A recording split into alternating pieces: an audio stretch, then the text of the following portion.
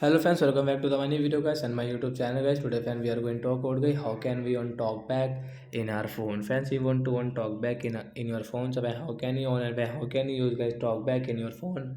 Today friends I will show you. I will tell you in this video guys. So before starting video friends, first of all go and subscribe the channel guys. Click the bell icon and like the video. Friends, now let's see how can we on talkback and how to use it. Open your phone setting. After on phone setting guys, scroll it. Friends, click on guys your phone. This additional setting guys, tap on additional setting, then guys scroll again friends, click on accessibility.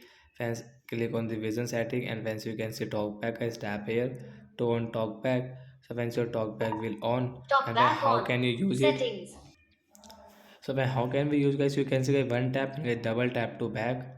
So like one tap and get double tap to back guys, now we can use guys the talkback setting. So the person guys who is blind guys, they use talkback how? First of all increase volume guys.